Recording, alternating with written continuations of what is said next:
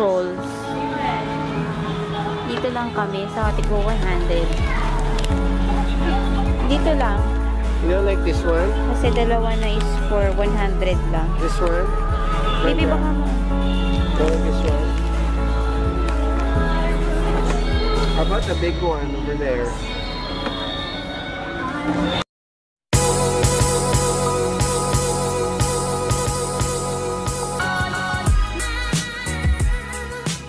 Hello, hello, hello, and welcome back to my channel. Today is Wednesday and pupunta lang kami sa Festival Mall para magpa-diode ako. Fourth session ko na yun. So, ayun. Bago ang lahat, kailangan ko muna magluto ng breakfast namin. Afternoon, ligo, and then gora na. So, if you like this video, just keep on watching.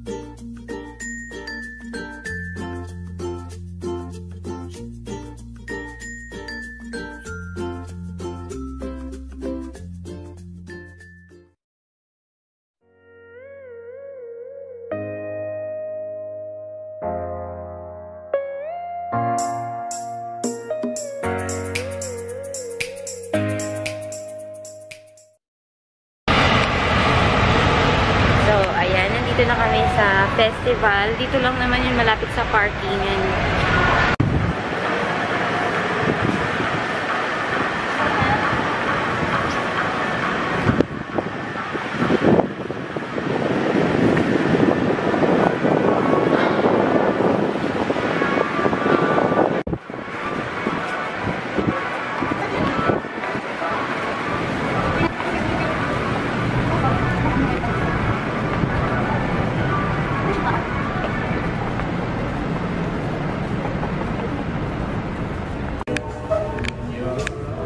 Doesn't make you stand up.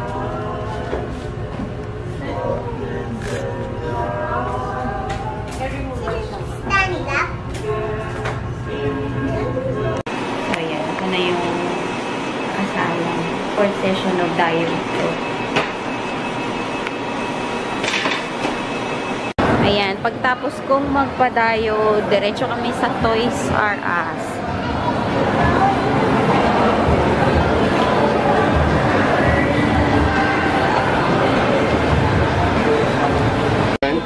Ayan, na-addict siya sa trolls. Dito lang kami sa Tigwa 100. Dito lang. You don't like this one? Kasi dalawa na is for 100 lang. This one? Baby, baka ma... Don't like this one? How about the big one over there?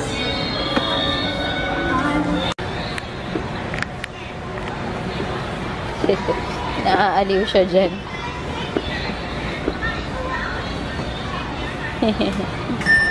Attention to all open personnel, LB 1230. Once again, LB 1230.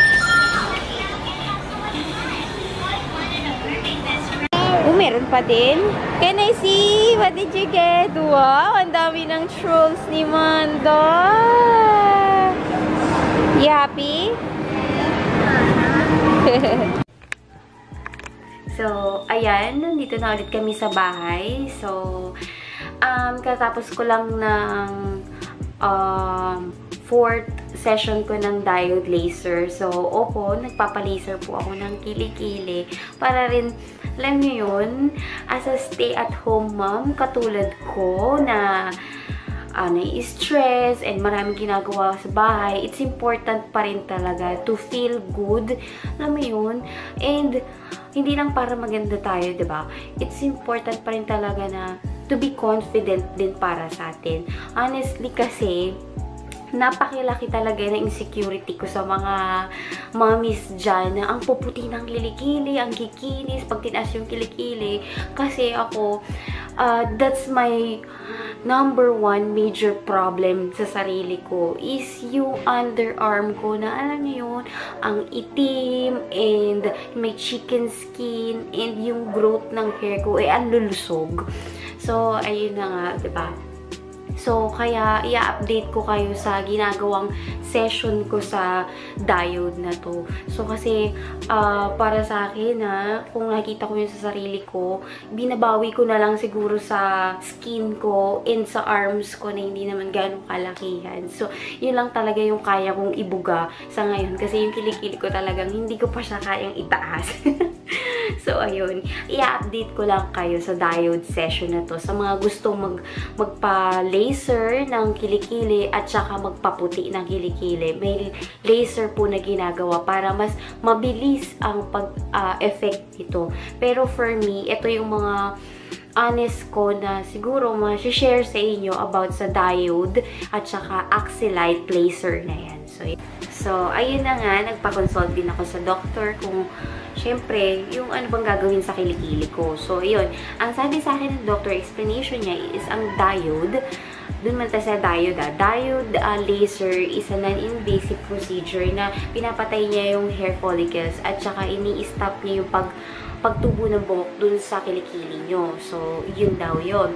And, yung 8th session na to, nag-avail kasi ako ng 8th session, hindi siya sobrang guaranteed na, alam niyo yun, na mag-aano siya, magiging effective siya. Sometimes, may mga 8 session daw na effective na. Yung iba naman, bumabalik pa for booster na lang. So, yung for booster, so hindi na kailangan yung 8 session. Kung kailan lang may buhok yung kilikili nyo, tsaka lang kayo pupunta. So, yun. Yun ang diode. And then, ano nga bang sensation ng diode na to? In the first session ko na na-experience, medyo stingy sensation siya. Tapos, medyo mahapdi na mainit siya. By the way, meron siyang may jelly siya nilalagay. Tapos, inisiswipe siya na mainit. Tapos, na parang may binabaril-baril siya na ano. Yun yung mainit na sensation, na stingy sensation na hindi ko nakayanan na, kumbaga, sa 12, nasa intensity 12 ang pinakamasakit, ang pinakamalakas na infrared. Ako, ang nakayanan ko lang is hanggang 10 lang muna for the first session. Tapos, ano nga bang preparation nito? Ang preparation nito is wala naman, maliligo ka lang siguro before na pumunta ka doon. Kasi, hindi mo na siya pwedeng basahin 6 to 8 hours after the procedure. So, yun na nga sa post-procedure na, diba? Ang tinatagal lang nito is 15 minutes each kilikili. Kasi pag sobrang init naman daw, baka masunog naman yung kilikili, magbigay ng dark discoloration dun sa skin natin dito sa underarm. So, ayun. Ang post-operative, post-procedure lang naman is bawal daw siyang basahin 6 to 8 hours. Tapos, lagyan lang siya ng cream para sa irritation kasi galing nga sa siya laser, diba? So, ayun lang naman yung preparation and post-procedure ng laser na to. So, every kailan ba to ginagawa? So, ang ano nito is every 6 weeks. Every 6 weeks ang gap ng pag-i-schedule nyo sa sa pagdadiode. And pwede bang i-pluck or ipawax yung underarm? Pag kunyari may hair na yung kilikili, syempre 6 weeks pa tayo bago bumulita ulit, diba? So, syempre magkakaroon at kakaroon yan. Kunyari may lakad tayo. So, ayun, hindi siya pwedeng i-pluck and ipawax pag nagpapa-laser ka kasi may i-hinder yung effect nito. So, pwede mo siyang i-shave na lang if ever na aalis kayo. Syempre, tas may tumubo na something, tapos magsusot kayo ng ganito, katulad ko na mag-i-sleeveless. So, pwede nyo siyang i-shave.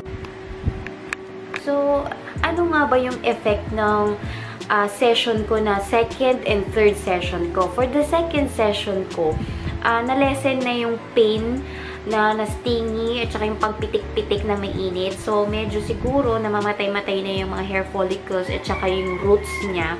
Kaya nawawala na yung pain. So, tolerable ko na siya. Siguro nasa 12, intensity 12 kaya ko na siya. And, tumubo pa rin ba after ng second session ko? Yes, oo. Very disappointing lang sa akin kasi para siyang lumusog lalo. Kasi syempre, di ba, shinave siya. Tapos, ni-laser. So, after nun, ayun, medyo lumusog lalo yung pagtubo ng hair. Kaya, na-disappoint lang ako sa second session ko. And dun sa third session ko, may nakita akong difference from the second. Yung mga hair nyo sa kilikili is bumabagsak na lang yung mga hair. Bumabagsak na lang siya. Kung i-wipe mo lang siya, so, sumasama na siya doon.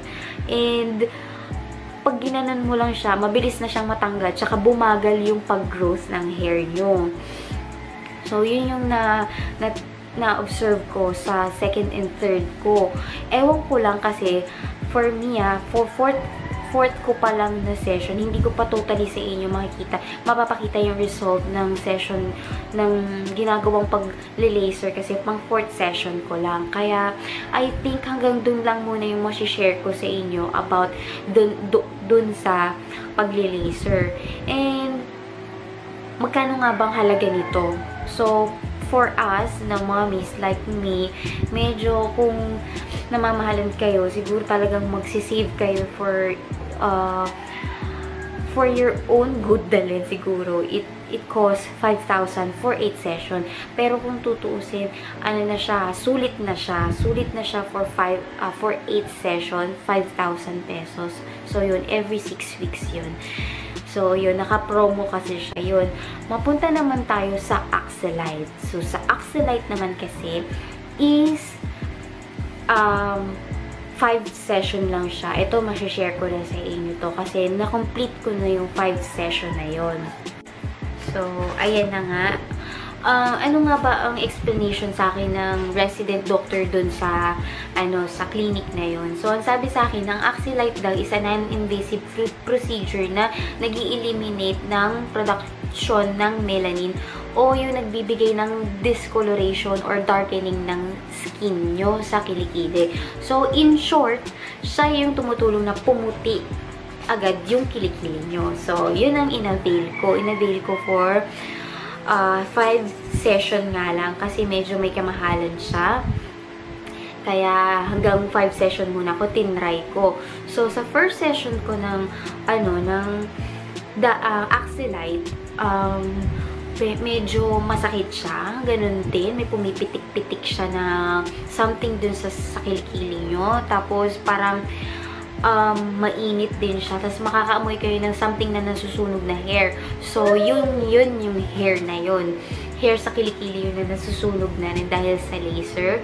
And, tuwing kailan to? So, every 2 weeks yon. So, nagpapadiode ako and Axelite. Nag-alternate ako nun. So, every 6 weeks and 2 weeks naman si Axelite. And, yun ang interval nun every 2 weeks. Ano nga ba yung effect nito sa first session. So, hindi mo pa makikita talaga in totally yung difference between yung kilikili mo pag nag-axillite ka na. So, hindi siya talaga effective for the first session. So, sa second session ko, ganun ulit ang feeling, stinging sensation, tapos makakaamoy ka rin na parang nasusunog na buhok dahil nga yun nga yung tumutubo dun sa hair.